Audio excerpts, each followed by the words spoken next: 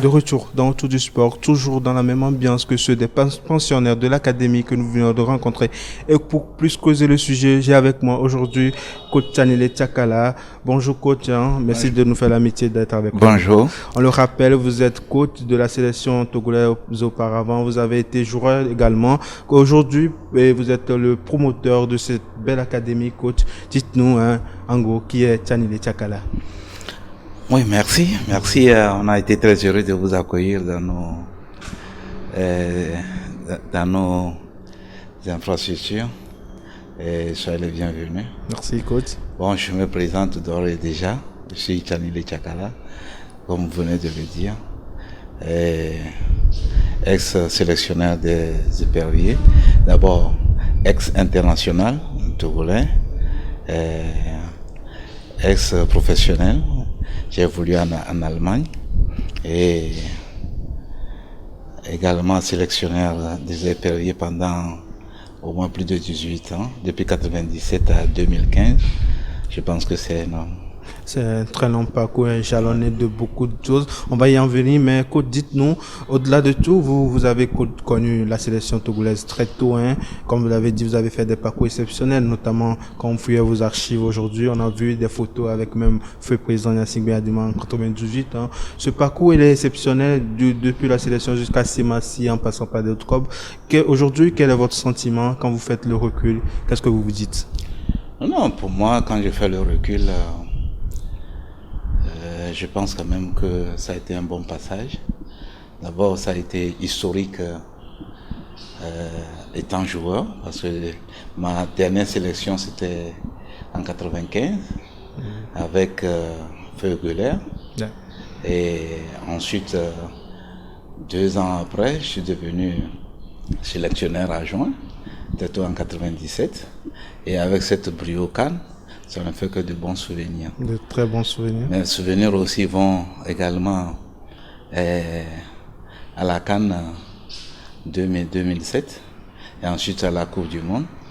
Et la plus glorieuse, c'était en 2013, la qualification d'abord en 2012 pour la Cannes et ensuite pour la première fois en Afrique du Sud en 2013, on a atteint les quarts de finale. C'était une histoire également. Je me félicite également pour avoir remporté le trophée continental à Béokuta, qui est aujourd'hui UFOAB. Donc je pense quand même que on a eu de bons souvenirs et on a fait ce qu'on a pu dans le temps record, quoi. Aujourd'hui, un parcours exceptionnel, clairement, on va en venir. Mais d'abord, on va parler de l'académie parce que c'est ce qui nous atteint aujourd'hui. C'est le terme de ce jour. Aujourd'hui, Liberty Academy d'Etafoot se positionne carrément comme une structure de référence en termes d'infrastructure et tout. Et clairement, qu'est-ce que vous dites quand vous visitez les locaux, quand vous rentrez, vous frappez à la porte ou quand vous visitez, qu'est-ce que vous vous dites aujourd'hui? Bon, écoute, le parcours, ça n'a pas été aussi facile. Je pense que nous avons commencé d'abord en 2002, ici c'est Miterien. Mais on avait un projet avant de revenir, de quitter l'Allemagne pour revenir. Mon intention c'était de mettre une école de foot proprement dite au Togo pour faire la promotion de nos jeunes joueurs. Et je pense quand même que pour l'instant, l'objectif est atteint sur le plan infrastructure. Tout ce que nous avons mis en place, bien sûr qu'il reste encore à faire. On a pu quand même atteindre les 80% de nos objectifs.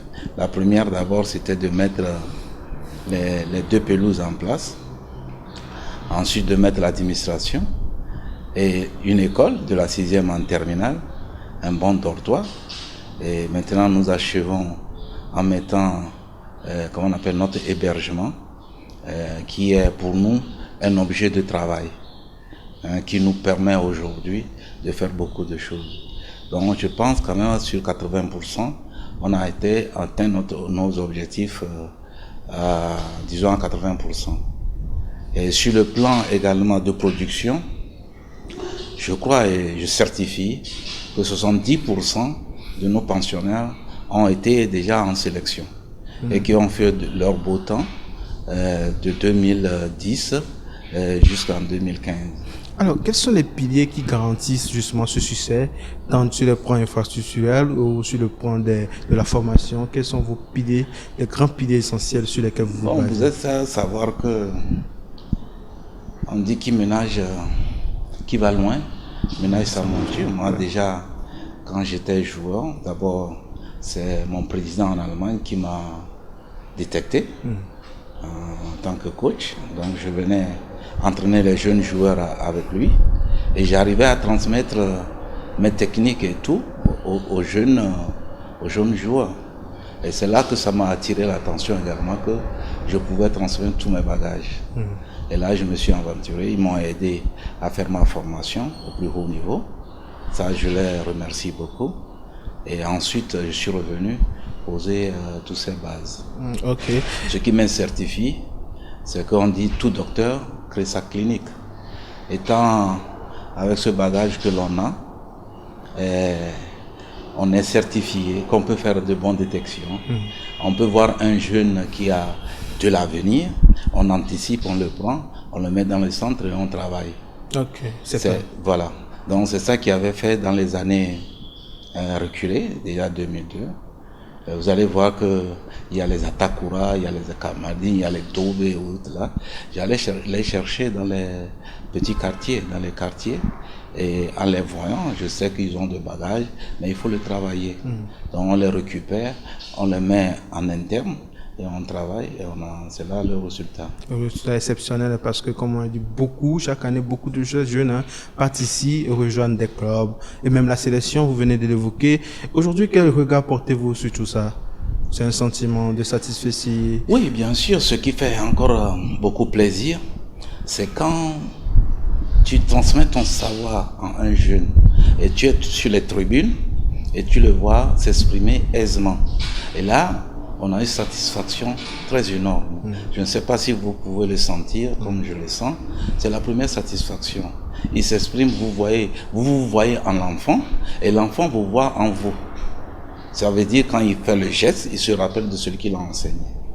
Et ça fait plaisir. Beaucoup de personnes, Zato Farid, beaucoup Abba Kamadine, ils sont nombreux.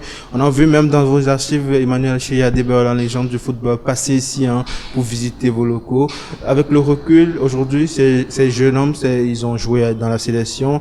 C'est aussi ça la marque de votre académie, transférer, faire éclore les talents de demain.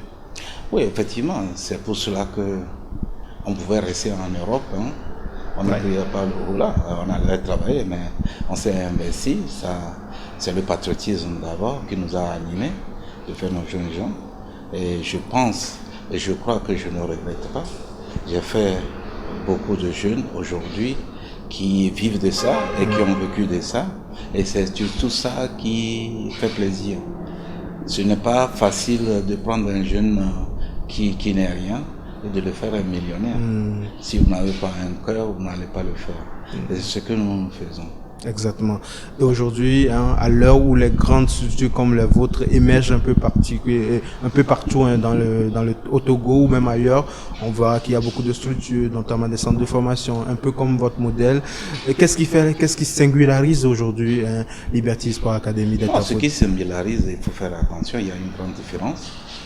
Il y a la marque la plus différente, c'est Liberty. Il faut savoir quand même que le nom Liberty, nous on était Delta Foot. Ouais. Mais je pense qu'à nos débuts, déjà, il y a Liberty professionnels du Ghana qui ont appris que nous faisons la même chose qu'eux.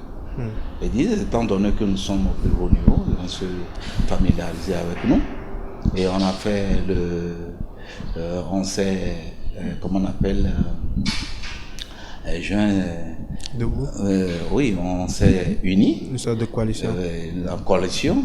On a pris Liberty Sport académie, on n'a pas laissé Delta, hein, parce que c'est le fondement même. Exactement. Mais aujourd'hui, je pense que j'ai gardé Liberty, parce qu'il n'est plus, paix à son âme. Okay. Donc pour en souvenir, quand même à son âme, on a gardé Liberties. Donc je crois quand même que tel qu'il faisait au Ghana, nous aussi on le faisait ici, et il était émerveillé. Donc, il était devenu notre sponsor principal, et nous avons travaillé jusqu'à ce que il a rendu son âme. Donc c'est bien quand même, en sa mémoire, de garder tous les noms. Pour cet grand homme qui a façonné aussi le football sur nos airs. Alors, coach, dites-nous, aujourd'hui on a vu des enfants, l'apprentissage, ils sont dans les classes, après ils viennent s'entraîner et tout. Comment vous garantissez un bon rapport entre l'école, les études et la formation, notamment le football? Oui, c'est pourquoi je vous ai dit que c'est une touche particulière. Il ne faut pas faire quelque chose où tu t'y connais pas. Il ne faut pas imiter parce qu'il faut imiter. C'est là la différence, je vous ai dit. Moi, pendant tout le temps, pendant des années, étant joueur, je l'ai étudié, je l'ai appris. Je l'ai appris au moment où l'Allemagne voulait, refaire son football. J'ai eu la chance, pas de faire partie, mais d'être proche d'observer d'un œil particulier. Exactement, d'un partenaire, de mon formateur, qui essayait de refaire le football allemand. Ça, j'ai eu cette chance à Berlin, et immédiatement je l'ai copié, et je l'ai transféré, je l'ai appris d'abord. Et je me suis formé en conséquence, d'abord pour le football de jeunes, et ensuite le football professionnel. C'est pour cela que je n'ai jamais demandé à être au niveau de la sélection, mais on m'a toujours demandé. On prend l'exemple de 1997. Ouais. Si je vous dis l'histoire, c'est pathétique. Ouais. Donc voilà, très jeune quand je suis revenu, ça a été une recommandation de la fédération allemande. Quand Vogel venait, il dit je ne comprends pas, je ne parle pas français, je ne pense pas anglais. Ouais. Mais vous m'envoyez où? On dit non, il y a un jeune homme qui est rentré, un jeune joueur qui est rentré, il a son diplôme, dès que tu vas chercher. C'est comme ça que je suis atterri en sélection. Donc aujourd'hui, pour moi, c'est une grande différence. Je ne suis pas un président qui finance, mais je suis un fondateur qui s'y connaît à la matière. L'exemple, par exemple, vous voyez ce que déjà nous avons fait en un laps de temps. 70% de nos effectifs en sélection de 2010 à 2015, c'est énorme. Je pense qu'il n'y a pas d'académie qui offre autant de joueurs à la sélection. Non. Vous êtes parmi vous trônez tout en haut. Exactement, à l'heure actuelle. Oui. On patronne de toutes les façons. Beaucoup de nos jeunes ont connu la Coupe du Monde des cadets. Ils ont connu la Coupe du Monde 2006, en l'occurrence Emmanuel Mathias. Ça, c'est Emmanuel, ouais. Et je pense également que nous avons fait détecter d'autres éléments. Par exemple, c'est en 98 que j'ai détecté Agassa. Quand il n'était rien, il était venu faire un match amical, on l'a vu. Et d'autres joueurs qu'on a détectés, qu'on a conseillés à la sélection. Comment on fait pour adhérer à ce centre? Quelles sont les conditions? Parce que voilà, pour pouvoir sortir des produits, il faut aller les chercher déjà. Et il y a d'autres aussi qui sont enclins à vouloir intégrer des écoles, des centres les académies. Pour venir aujourd'hui, par exemple, si je veux amener un enfant, je fais comment? Quelles sont les conditions? Bon, la première condition, si on ne voit pas, on ne détecte pas l'enfant, et que vous l'amenez, nous allons le mettre en observation. En tant que parent, il y a l'école. Vous l'intégrez à l'école. D'abord, nous posons des interrogatoires, pas à vous le parent, mais à l'enfant. Et les enfants, ils ne se trompent pas dans ce qu'ils choisissent. Et à partir de l'enfant, on sait immédiatement ses réponses, on sait immédiatement qu'il peut s'adapter ou s'il peut vraiment le faire. Ensuite, nous regardons quelques touches et puis nous rassurons le parent. Mais là, chez nous ici, c'est les enfants qui décident, ce n'est pas les parents. Ça, c'est le premier critère. Le deuxième critère, il faut qu'il soit passionné. En parlant, on sait immédiatement. En voyant nos infrastructures, on sait s'il est motivé ou pas.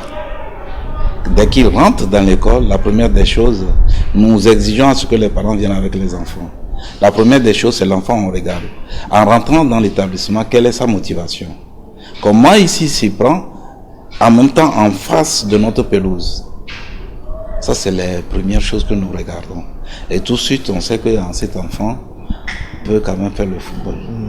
Alors, coach, voilà, quel est le message prioritaire vous lancez à ces enfants qui n'ont pas encore atteint, qui ne se sont pas encore inscrits ici et qui souhaitent vraiment être des stars de demain ou vivre de la passion? À ces enfants, je pense même à notre premier cri, c'est qu'ils se fassent découvrir. Il y a certains que nous allons chercher, il y a certains qui sont là, ils n'ont qu'à venir. Nous avons de la 6e en terminale. Les parents, d'abord, ce qui les motive, c'est les études. Nous les rassurons de bonnes études. Nous avons fait déjà des pros, nous avons eu des mentions assez bien déjà. Et plusieurs fois, on a eu des résultats, des bons résultats. Et même les enfants qui n'arrivent pas à intégrer sport et études et qui sont en ville, qui n'arrivent pas à s'en sortir, une fois ici, je te le garantis, l'enfant devient un très bon travailleur. Nous allions les deux paramètres correctement. Donc voilà à peu près. Coach, pour clore ce chapitre, mais on va revenir, on va parler encore de vous à nouveau. Et là, dans le cadre du sport togolais, du football qui dandine, ça fait 4 cannes qu'on a raté clairement. Coach, vous qui êtes dans les arcanes de ce football, vous qui avez joué pour cette sélection, vous qui justement avez coaché cette sélection, quel regard portez-vous sur le football aujourd'hui et en particulier sur le sélectionneur? Bon, ben, écoute, je vais parler en tant que connaisseur et en tant qu'ex-sélectionneur. Et ça fait mal de voir là où nous y sommes. Beaucoup de pays ont progressé par rapport à nous. On a eu quand même apporté notre football jusqu'en 2013. C'était notre apogée. Mais je me rappelle que je suis l'un des avant et dernier de cette belle époque. Mais je crois, et je me rappelle bien, qu'en 2014, avant de partir, j'ai laissé un rapport à la fédération, au ministère, les rappelant l'intérêt de revoir le football à la base. Mais je pense qu'on n'a pas pris ça en importance. Et voilà, aujourd'hui, on s'y tombe là-dessus. On ne va pas tirer sur l'ambulance, hein. Le mal est déjà fait, on a raté beaucoup de cannes. Aujourd'hui, le Togo n'est pas si présent dans les grandes compétitions, ça c'est un fait. Comment vous faites pour remédier à cela? Non, moi je pense qu'il faut un retour à la base. Hein. Il faut travailler. Il ne faut pas seulement parler, il faut un travail à fond. Moi je pense que ce soit nos dirigeants politiques, que ce soit nous-mêmes, nous investissons pour nos enfants pour qu'ils deviennent quelque chose demain. C'est la même chose aussi en football. Il faut beaucoup d'investissement. Il faut investir beaucoup plus à la base. Moi, je le dis ouvertement, en connaissant, à la base, que en haut. Si tu n'as pas la fondation, la vraie fondation, c'est nos moins de 15 ans. C'est là-bas qu'il faut beaucoup investir pour récolter au plus haut niveau. C'est ce que nous faisons. Le message est passé, l'essentiel c'est la formation à la base. Et c'est ça votre mot de fin, coach. Et voilà qui met un terme à cette émission spéciale avec le coach Tchanile Tchakala. Merci de nous avoir suivis. Rendez-vous la semaine prochaine pour un nouveau numéro d'Auto du Sport. À très bientôt.